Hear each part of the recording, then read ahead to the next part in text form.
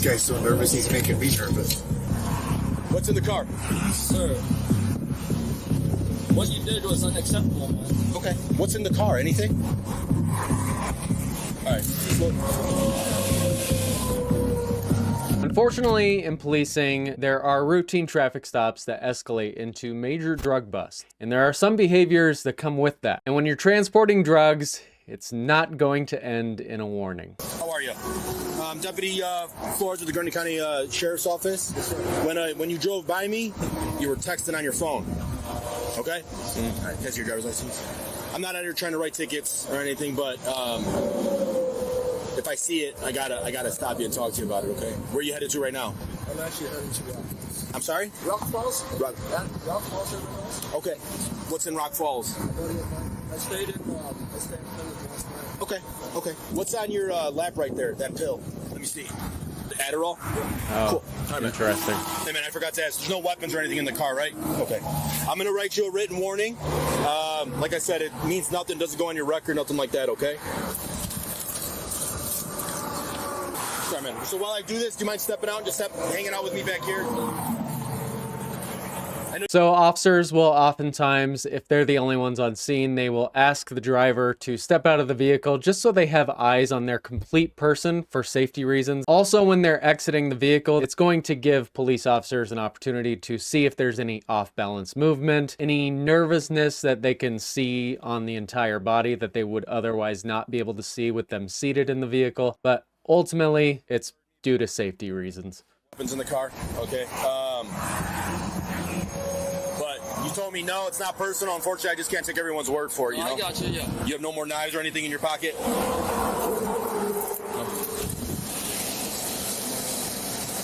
If I were to ask you for consent to search this car, would you give me consent? No. So the reason police officers often ask for consent to search the vehicle is because sometimes in the heat of the moment, people driving the vehicle sometimes just give consent without even thinking about it. They will oftentimes ask for consent if they don't have probable cause established at that point. It's just another means of getting inside of that vehicle. And it's well within your right to deny a consensual search of your vehicle. And just so I know, your first name is what? Fun. Last name is Lee? Yep. And you're coming from, so you were in North Dakota? Yep. And then you went to Michigan? I was in Michigan for a couple days with my girlfriend. Okay. Yes, and now you're headed back to North Dakota? I'm actually headed to Rock Falls right now. Well, I know, but on your way back to North Dakota or whatever? Yep. Where is Rock Falls in Illinois or Iowa? Illinois. I'm going to visit another friend of mine. His wife, they just had a baby, so. Cool. Yep. All right, man. And I'm just asking, when did you leave North Dakota originally? Days ago. Okay. Yeah. All right. Here, just hang out with him for 1 sec, okay? While I finish this. Hey, man, just for the sake of the written warning, I don't know why it asks, but it asks where you were born, place of birth. Vietnam. And then your occupation currently? Self-employed. What do you do if you don't mind me asking? I'm just asking because it's Wednesday and I want to know what people do to not have to be able to travel. I mainly stay on the internet. You mainly stay on the what? Internet. Your business is off the internet? So I trade stock. Man, you got $5.80 in there. This, what's the stock's worth right now? I know, I'm just joking, man. Relax, man. Relax. You seem like you're nervous as hell. No? Okay. So notice the police officer's asking for details. What he's looking for when he's doing that is inconsistencies in the story that just don't add up. Well, I mean, I'm in the middle of the highway with some sheriff, so. Hey, man. I've been cool with you so far, right? Yeah, of course. I'm not even writing you a ticket. This is warning citation, that's all it is. So basically I have to fill this out so there's documentation that I made contact with you. That's all.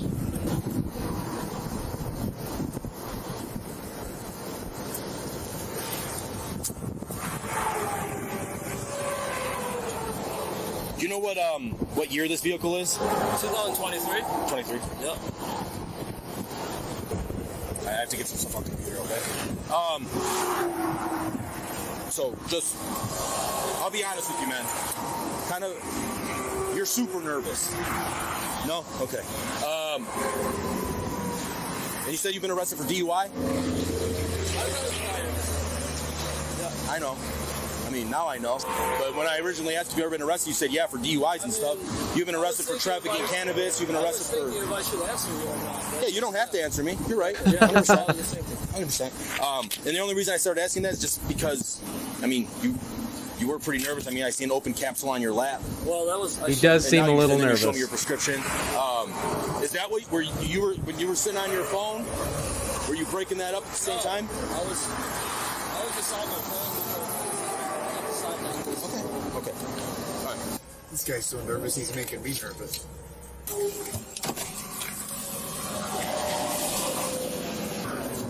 This is going to be your written warning. Just the use of your electronic communications device while you're driving, okay? Like I said, it's not something that goes on your record. You can take... If you'll notice, the canine did just run past in the background, so I'll be curious to see if that canine alerted to the presence of narcotics. You can take this copy and you can throw it away when you leave from here. But just due to your nervousness and stuff, I did call for a canine, and the dog alerted to your vehicle, okay? To the odor of narcotics. All right? I'm going to give you this. I'm going to search your vehicle now, okay? Is there anything in there that's illegal that I'm going to find? Hold on. Is there what's in there, man? I already know there's something in there. What's in there? Sir, I don't know if any of this is legal, honestly. Okay, here, we're gonna just detain you for now, okay? Just because you're, I know there's something in there. Don't pull away, okay?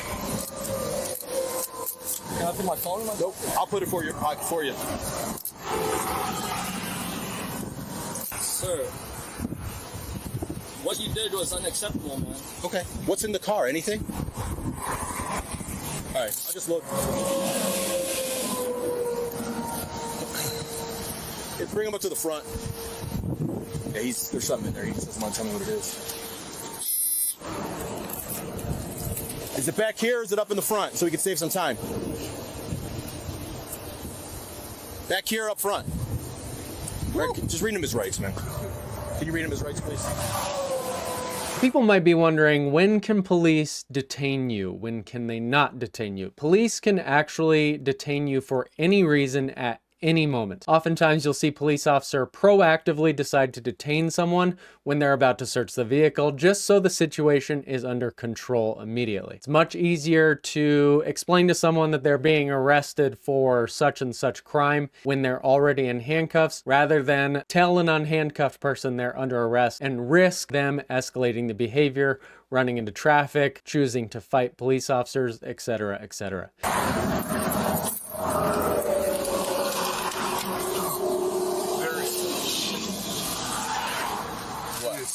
I mean, I'm curious now. Yeah, me too. Holy shit. He's super nervous. I would agree.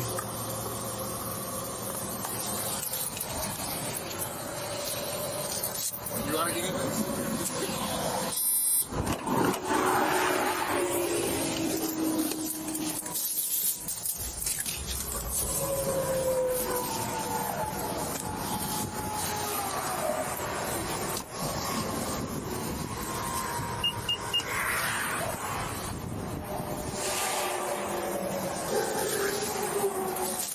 The bag's not even zipped.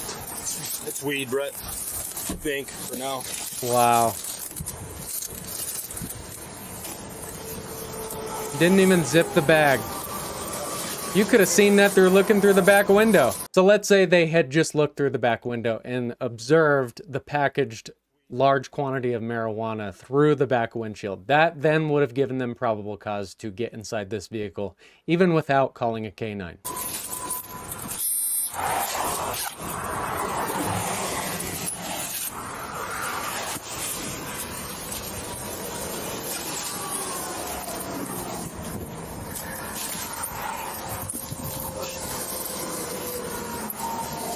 I was asking you about Canada.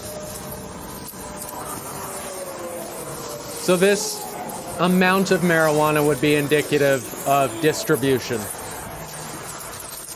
And distribution is a higher charge than like personal amount of marijuana. You weren't lying about being self-employed. Because I don't know anyone that could smoke that amount of marijuana in a week's time.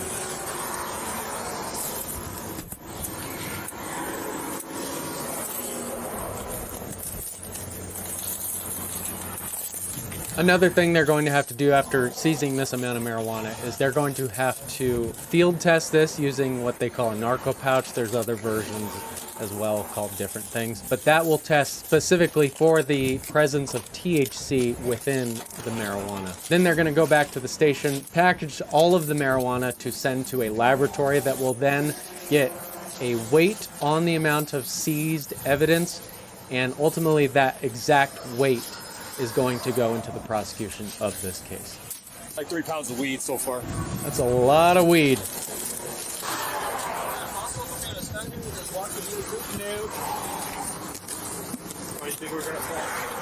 Hey, weed in there? Everything's all recorded and stuff, man, so. Is that all you're worried about, man, is some weed? I'm just upset that, you know, just upset. That you got caught. What are you upset about?